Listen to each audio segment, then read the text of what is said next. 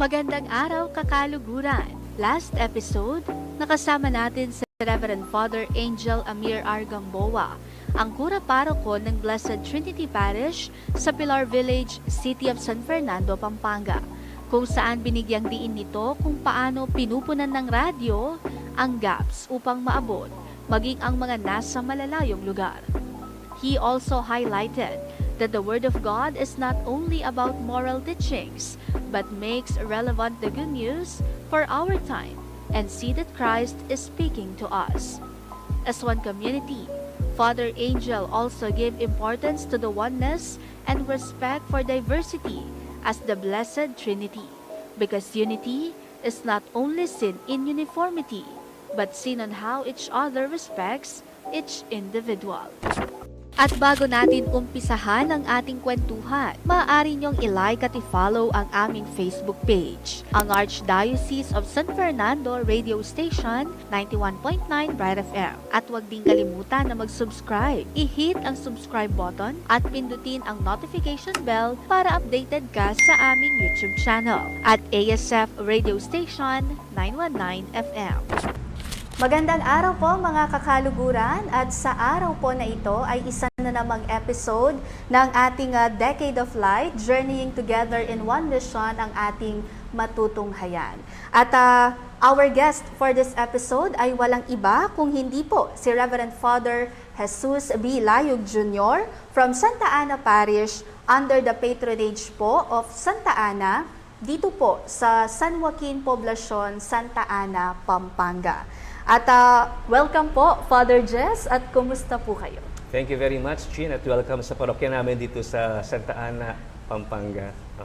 Mabuti naman at maganda yung araw ngayon, hindi umuulan, kaya timing yung pagdating ninyo dito para sa interview na to. Yes. At ito nga pong ating episode ngayon ay pag-uusapan po natin itong iba't ibang mga tanong na related po dito sa inyo pong pakikiisa sa misyon ng ating radio station at ng Archdiocese of San Fernando, of course, upang i-proclaim po itong ating nag-iisang misyon at wala pong iba kung hindi syempre ang i-share sa iba itong Word of God through social media at itong ating mga new platform sa panahon po na ito. At Father Jess, huwag na nating patagalin, Syempre, papaano po na nakakatulong sa inyo yung Bright FM sa pag-proclaim ng God's Word? Yeah, of course, napakagandang platforms itong radio, especially in trying to bring the Word of God, especially sa mga tao na uhaw sa salita ng Diyos o kahit sa mga ordinaryong mananampalataya lang. At ang radyo, dahil malawak yung nararating nito, at kahit sa Facebook meron na rin, yung mga silent listeners natin sa radio. So sa pamamagitan nito talagang napaka-powerful na instrument para lalong maantig ang damdamin ng mga tao sa pakikinig nila sa salita ng Diyos at nakakatulong na malaki para lalong mahubog at lumago ang kanilang pananampalataya at relasyon sa Panginoon. Father Jess, kayo po ay may programa din Yes. sa Bright FM. Ito nga ang Usapang Biblia. Ayan. So, papaano naman po nakakatulong itong radyo natin sa pag-proclaim ng God's Word dito sa programa nyo naman na Usapang Biblia? Yeah, going back, kasi that was 5 years ago. In 2020, that was the time na pandemic pa. Kaya it was actually suggested by the Archbishop na magkaroon ng radio program yung bawat mga ministry sa ating Archdiocese. And nagkataon na yung Biblical Apostolate, of course, in line with the Word of God, para kahit papaano, kahit nasa bahay yung mga tao noon at hindi sila makalabas-labas because of pandemic, they continue to listen and hear God's Word. Kahit na minsan may Biblia, pero iba pa rin kung minsan yung naririnig mo at may sinusubaybayan ka. Kaya napaka-significant nito sa mga listeners natin. At magandang opportunity na nagkaroon tayo ng programa katulad nitong Usapang Biblia sa ating radio station. So Father Jess, paano naman po yung naging impact nitong station sa inyo personally? Ako personally, it was my first time to host, and never did I imagine before na magkakaroon ako ng radio program. Pero of course, nung una, parang nangangapa. Tsaka medyo may hesitance, na hesitant ka na kasi hindi ko naman talaga linya yung sa broadcasting. Pero yun, as time goes by, or medyo nasasanay na rin at saka nag-enjoy na rin kasama ng mga co-host ko. And parang nagiging natural na lang at spontaneous yung aming mga usapan, yung mga talakayan namin. At maganda rin kasi ako rin, I am given the opportunity to prepare and to study para may maibahagi tayo sa ating mga nakikinig. Kaya napakaganda rin na impact sa akin yon na makatulong sa pamamagitan ng mga kaalaman na ibinabahagi ko sa mga tao sa larangan ng Biblia. Father Jess, ano naman po yung mga challenges na kinakaharap nyo or na-experience nyo po sa pagpunta sa ating station at upang maitaguyod nga po itong usapang Biblia na ngayon ay magfa 5 years na? Yeah, kasi if you have this regular program, so every week yun, no, Thursday, so you really have to prepare. At kung minsan lang yung nagiging parang challenge is yung distance, no? Doon sa parokya, halimbawa, na kung saan ako naka-assign, medyo may kalayuan, tapos may mga traffic pa, then yung mga sunod-sunod na mga schedules sa labas, no? Kaya kung minsan, hindi ako nakakapag-attend. Buti na lang, meron akong mga kasama, mga co-host na pwede mo nang maiwan. Yes. No? Sila rin ay nando doon para ipagpatuloy itong programa even in my absence. Pero Father Jess, nabanggit nyo po yung distance. Ano po yung parang pinakarason kung bakit na pinipilit nyo na kahit may kalayuan, makapag-program pa rin kayo sa station? Yeah. Siyempre yung mga nakikinig natin, yung mga listeners natin, they're also excited to listen at inaabangan nila yung programa natin, Usapang Biblia. And ayaw natin silang ma-disappoint, no? Kahit pa paano, yung ibinibigay natin yung time na marinig tayo at maibahagi sa kanila yung salita ng Diyos, no? Minsan nga, may mga nagsasabi na, ba't replay lang kayo, hindi kayo nag-live. So, nakikita natin yung interest nila, no? Pagdating sa usapan tungkol sa banal na kasulatan, no? Biblia. Father Jess, ito naman po, no? Galing po kayo dun sa parokya ng St. Alexandria sa Porac, ano po?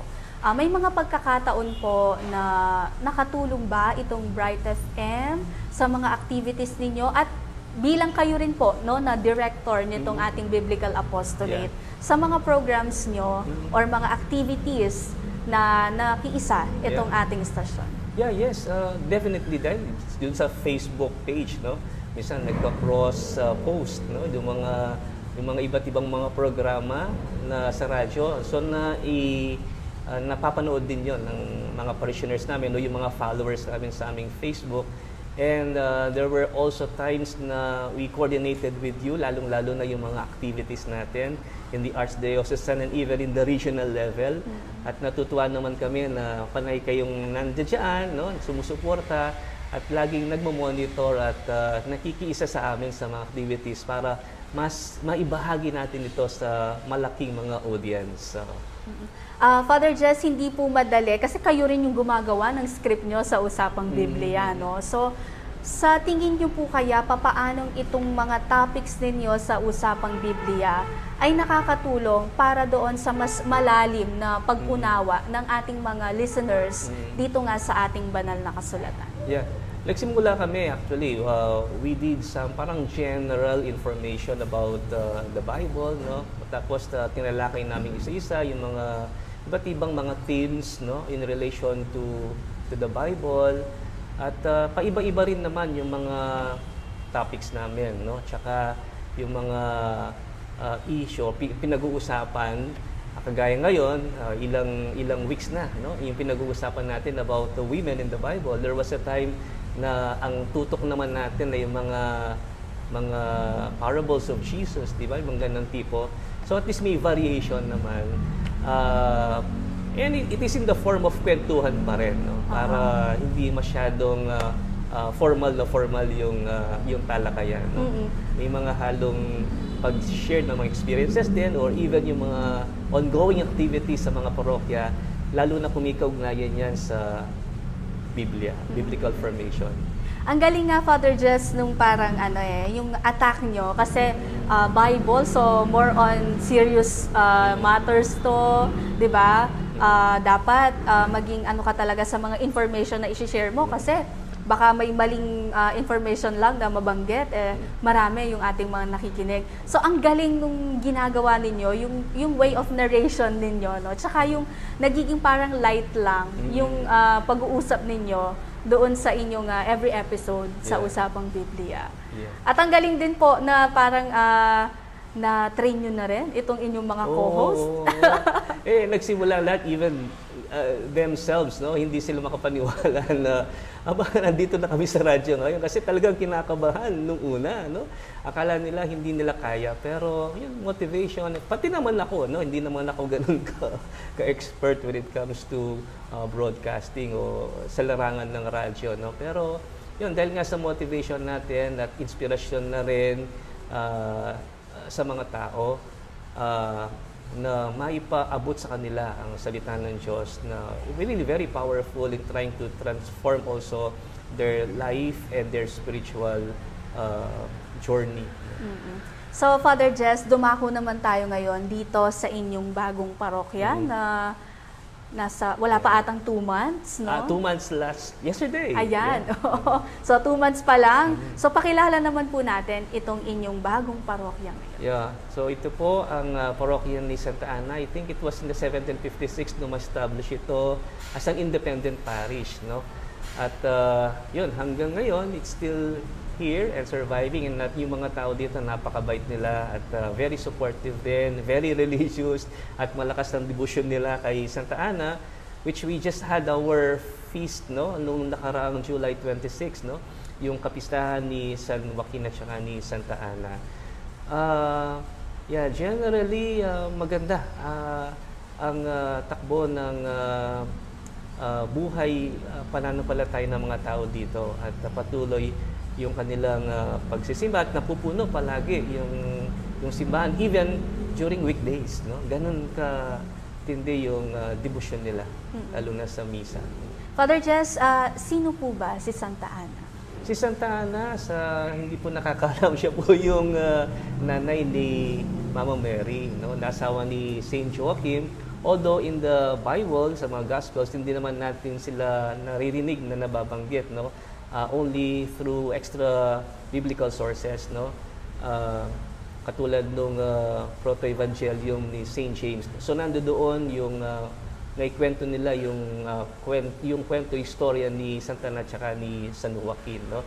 So sila yung grandparents ng ating Panginoong Jesucristo. So, Father Jess, eto nga, 2 months pa lang kayo dito sa parokya. Pero for sure, marami na kayong mga plano, any updates po, plans and upcoming activities dito po sa ating parokya? So ngayon, since 2 months pa lang tayo, actually we have 3 months na status quo. But we just continue for a while kung ano man yung mga dinatnan ko dito. Although may mga konting mga changes na rin at may mga physical improvement siguro. At saka, yun, nandun pa tayo sa proseso na kinikilala natin yung mga tao, tinitingnan kung ano yung mga needs nila, paano natin sila matutulungan in the future, so that para pag bidalangkasan natin yung plano, at saka nagkaroon na tayo ng mga concrete programs, no, ay magiging akma at angkop dun sa pangangailangan ng mga mananampalataya dito sa parokya. Kilala po natin sa Santa Ana na patron saint ng mga housewives, women in labor, at itong mga childless po na mga kababaihan. Father Jess, ano po kaya yung magandang mensahe para sa ating mga kababaihan na magpasa hanggang ngayon ay nag-aantay pa rin, no, na mabiyayaan nitong anak? Pero ayun nga, hindi pa rin nila nakukuha itong kanilang wish. So maging inspirasyon natin si Santa Ana, no, kasama ng kanyang esposo na si San Joaquin, na bagamat sila ay may edad na, no, I mean matanda na, no, hindi pa sila nagkakaanak, Pero hindi sila tumigil sa pagdarasal sa Panginoon, tumatawag sa Diyos. So, nandun na yung perseverance, yung malalim na pananampalataya nila until such time that it was finally granted. At yun na nga, nabuntis si Santa Ana at ipinanganak ang ating mahal na Birhen na naging ina ng ating Panginoong Jesucristo. Kaya huwag kayong mawala ng pag-asa. No? Nothing is impossible. At kumapit lang tayo at gawin nating inspirasyon yung mag-asawang ito. At hindi lang po yun na sila po ay, o si Santa Ana ay patron nitong mga kababaihan na walang, hindi nabibiyayaan ng anak. Pero siya rin po ay patron nitong ating mga nakatatanda o yung mga grandparents na tinatawag po natin. At recently lang po, sinelebrate natin yung World Day for Grandparents and the Elderly na may temang, Blessed are those who have not lost hope. Ano po kaya yung gustong iparating ng tema na ito? Yes, oo. And actually, this was declared by the late Pope Francis, no? Yung World Day for Grandparents and Elderly. At siguro, nakikita ni Pope Francis noon na sa mga panahon natin ngayon, parang malakas yung tinatawag nating throwaway culture, no? Kapag tumatanda ka na, parang feeling mo wala ka ng silbi, pati yung mga tao nakapaligid sa'yo, parang tingin sa'yo, basura lang that can easily be disposed, no? So itatapon na lang. So, huwag nating tingnan na gano'n yung mga matatanda kasi napaka-importante nila, no? Meron din silang dangal, dignidad na kailangan nating respetuhin, no? That need to be loved, no? To be taken care of. So yung mga matatanda, no? Bigyan natin sila ng panahon para makasama natin sila lalo. No? Kakaunti na lang yung panahon na ilalagin nila. So take advantage of that opportunity to be with them and to share our love to our elderly. Kung minsan yung ba, parang kapag tumatanda ka na, nawawalan ka na ng pag-asa, di ba? And it can lead to frustration, disappointment. Kaya may mga matatanda na talaga feeling very lonely, especially when they feel that they are alone. Wala silang kasama. No? Kaya isa sa mga nasa isip ni Pope Francis yung bigyan ng importansya yung mga matatandang ito. No? That in the midst of their loneliness, that sana nandoon yung kagustuhan din natin na iparamdam sa kanila that they are not living by themselves. No? Because people around them, the family, no, yung mga kaibigan ay handang makisama at makiisa sa kanila, sa kanilang mga pangangailangan. At Father Jess, also dito sa ating tema, parang pinaparating na itong ating mga may edad or matatanda ay epitome nitong hope na tinatawag natin. No? So bakit kaya nakikita natin yung hope sa kanila? Yeah. Yun nga, salungat sa bisan sa pagkakaintindi natin na parang hopeless na sila. When in fact, they are sources of hope din, no? Kasi sila yung pinangahawakan natin kuminsan. Even in our family, kapag nandyan yung mga tatanda, parang madaling mag-gather, madaling maipon yung mga kamag-anak, mga kafamilya. Sila yung tanda, no? And that they bring us together. At marami silang mga karanasan na pinagdaanan, so we can learn a lot from them. No? Mga payo nila that we continue to seek para sila na, kumbaga, tayo paparating pa lang sila pabalik na. Oo. Kaya maraming wisdom din tayo na matututunan mula sa mga matatanda, sa mga elder din natin. Nabanggit niyo po kanina yung throwaway culture, pero sa mga Facebook post po ninyo, we can see na lagi niyo pong kasama yung mother niyo every Monday. Mom Day. It's Mom Day. So, Father Jess, papaano po kaya yung isang word na that can describe your mother? Kasi nakikita namin na mahal mo siya. Yes. Yeah. My mom is already 83, turning 84 this month of August, no? And syempre, she is already considered as, she's already grandmother and elderly na rin siya. At gusto ko lang ipaabot at iparating din sa mga nakakita ng mga post na yon na kahit matanda na, pero kailangan silang mahalin, no? Kailangan silang lambing-lambingin, no? At nakakatuwa at nakakaano rin ng puso na makasama palagi yung nanay mo, no? Yun na lang ang mga pagkakataon na pwedeng matira hindi natin alam kung kailan, di ba? Lahat naman tayo lilipas dito sa mundong ito. So, sinasamantala ko lang yung pagkakataon na yun para mas maipahayag ko yung aking pagmamahal sa kanya at paglalambing, no? Yun, it's a day that is that brings about excitement, no? Kapag umuwi ako sa amin, makita ko siya at makasama. Ganyan po yung mga anak, no? Parang pagdating sa bahay, ang unang-unang hinahanap. No, ka rin niya yung nasan si nanay. So, for Ay, sure. tsaka yung term na sinabi mo kanina, kung how can I describe? Kasi yun palaging sinasabi ko sa kanya. Kapag umuwi ako, sabi ko, you're so beautiful. Ang ganda-ganda mo. Okay? So, pag sinabi kong beautiful, of course, hindi lang yung physical, no? Kundi yung kagandahan ng kanyang puso, no? Lahat-lahat na. Kaya, yun, I can consider my mom as beautiful. Yes. The most beautiful woman in the world. So, ganun din po siya ka-special talaga sa inyo, no, Among? So, papaano naman po yung inyong plano na maisabay or eto nga, makapag-journey din yung parokya ninyo dito po sa Bright FM? Yeah, siguro, if there are certain significant activities that we conduct here, no? Siyempre, nandun kayo, partner, para ma-cover din at matulungan nyo kami na ipalaganap, no? Itong activities natin that could also inspire other viewers and listeners. At I think even now, may mga programs pa rin na nagko-cross-post din sa Facebook account namin sa parokya.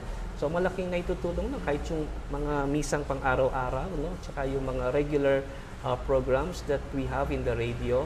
So marami na yung mga parishioners dito na sumusubaybay because of that. Father, message niyo po sa Bright FM ngayong nagse-celebrate po siya ng 10th anniversary. Yeah, napakabilis, no? 10 years na yung yung run nitong radio natin. So sana mas maging matatag pa ang radio station with the support of our listeners and viewers at pati na rin yung mga sponsors natin, no? At wag po sana tayong mawalan ng pag-asa dahil ito po ay isang napakahalagang platform, lalo na sa mga panahong ito na kung saan yung social media, it plays a very significant role in our mission to evangelize, no? So sa pamamagitan ng radyo, no, let us make it a point that let us not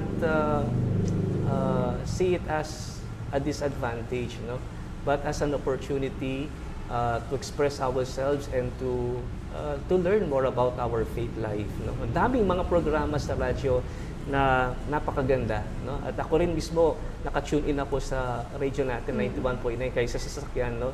Nasusubaybayan ko rin yung iba't ibang mga programa na I also get inspired, no? Marami din ako natutunan. Father Jess, ngayon po ay mag-closing prayer po tayo with a shorter prayer inviting our listeners to join us in blessing Bright FM. Sa ngalan ng Ama at ng Anak at ng Espiritu Santo. Amen. Amen. Ama naming mapagmahal, salamat po sa napakagandang opportunity na ipinagkaloob ninyo sa mga oras na ito na kami ay magkausap at mapag-usapan at mabigyan ng pagkakataon ang bawat isa na ma-appreciate ang magandang ibinubunga ng aming apostolate, lalong-lalo na sa radyo dito sa 91.9 Bright FM. Naway patuloy niya kami basbasan at ang aming mga listeners and viewers nang sa gayon ay lalong maipahatid sa kanila ang iyong napakagandang mensahe ng pagmamahal na nagdadala ng pag-asa sa bawat isa sa amin. Basbasan niyo po at sana'y maging matatag ito at may pagpatuloy ang misyon nito araw-araw at makarating sa bawat pintuan, sa bawat bahay, sa bawat puso ng mga tao ang inyong mapagpalang pagmamahal sa kanila. Ito hinihiling namin sa ngalan ng iyong anak na si Jesus na aming Panginoon. Amen. Amen. Sa ngalan ng Ama at ng Anak at ng Espiritu Santo. Amen. Thank you po, Okay. Father Jess.